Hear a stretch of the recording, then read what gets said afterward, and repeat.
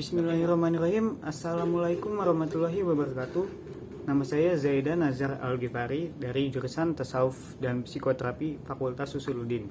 Di sini saya akan membahas tentang FITS, meditasi dan mindfulness untuk tugas mata kuliah psikologi transpersonal. Jadi meditasi itu merupakan sebuah teknik yang dapat digunakan oleh individu untuk melatih pikiran agar menjadi lebih kuat, sehingga individu lebih tenang dalam menghadapi hidup. Individu yang melakukan meditasi dan mindfulness menunjukkan tingkat emosi yang negatif lebih rendah, emosi bahagia yang lebih tinggi, dan lebih mampu untuk beradaptasi dengan stimulus yang negatif. Nah, untuk positive feeling, Imah Cahyanti menjelaskan bahwa tujuan berpikir positif adalah agar seseorang dapat mencapai kesuksesan dan kebahagiaan dalam melakukan suatu tindakan. Orang yang berpikiran positif tidak akan mudah menyerah dalam menjalani rintangan hidup ini. Berpikir positif juga dapat membentuk karakter yang baik. Adapun langkah-langkahnya untuk mencapai ini, yang pertama tuh berpikir positif tentang diri sendiri. Dengan ini kita akan dapat mengembangkan motivasi diri, mengenal diri sendiri, dan tidak akan terlalu memaksakan diri, dan juga bisa mengganti pikiran negatif dengan pikiran yang lebih rasional dan fokus ke arah-arah yang positif. Kedua, berpikir positif terhadap orang lain dengan melihat sisi positifnya dan menerima hal negatif sebagai masukan dan pelajaran hidup. Yang ketiga, berpikir positif tentang waktu. Di sini manusia dapat mengambil pelajaran dari masa lalu, dapat memperbaikinya di masa sekarang dan menghadapi masa depan yang lebih baik. Yang keempat, jadilah penguasa hati dan pikiran.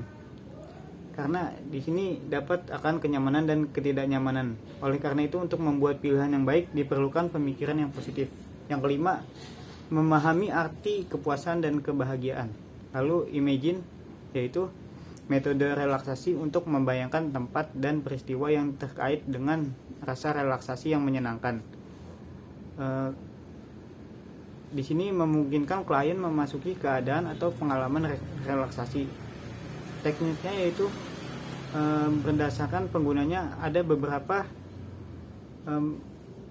Di sini langkah-langkah dalam melakukan teknik relaksasi imajinasi adalah: yang pertama, persiapan mencari lingkungan yang nyaman, tenang, dan bebas dari gangguan.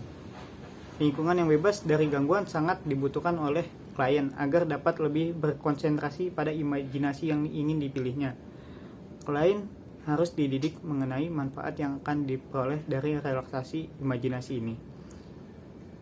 Terus kedua, membantu klien memiliki posisi yang nyaman. Ketiga, fokuskan klien selama latihan relaksasi imajinasi ini.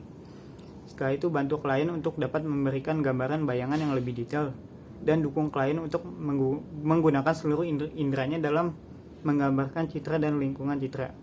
Lalu bawa klien keluar dari bayang-bayang yang tidak positif dan negatif itu.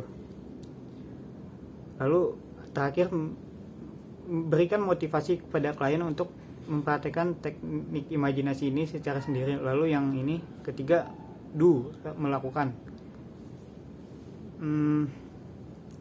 Di sini mindfulness juga dapat dilakukan dengan satu, melatih pikiran dan fokus. Di sini dapat digunakan untuk melatih klien agar lebih fokus pada lingkungan sekitar dan pikiran yang muncul di dalam klien. Jika klien sering melakukan sesuatu dengan tergesa-gesa, cobalah melakukan dengan lebih santai dan fokus. Lalu kedua, nikmati hidup. Klien disuruh untuk fokus menjalani hidup saat ini dengan pikiran terbuka dan memberikan yang terbaik dalam setiap aktivitas atau pekerjaan. Lalu mencintai diri sendiri. Di sini bukan berarti mementingkan diri sendiri dan menunjukkan ketidakpedulian kepada orang lain. Di sini mencintai diri sendiri sebenarnya berarti menghargai dan mencintai diri sendiri apa adanya, terlepas dari kekurangannya. Lalu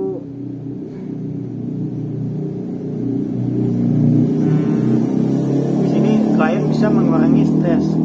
Stres yang berlebihan tentu tidak baik untuk kesehatan tubuh, baik fisik maupun mental. Untuk mengurangi dan mengendalikan stres ini, klien bisa mencoba teknik mindfulness.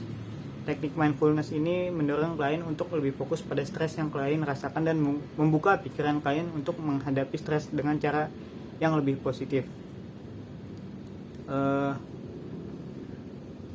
Meditasi mindfulness bahkan dapat mencegah dan meredakan gejala gangguan mental seperti depresi dan kecemasan.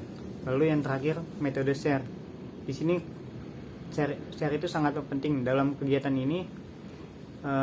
Dapat membagikan ilmu yang dibagikan kepada sesama tidak terbatas karena dapat mencakup semua informasi yang baik. Di sini bisa membagikan kepada teman, keluarga, pasangan dan lain-lain. Mungkin sekian dari saya. Mohon maaf bila ada salah kata. Wassalamualaikum warahmatullahi wabarakatuh.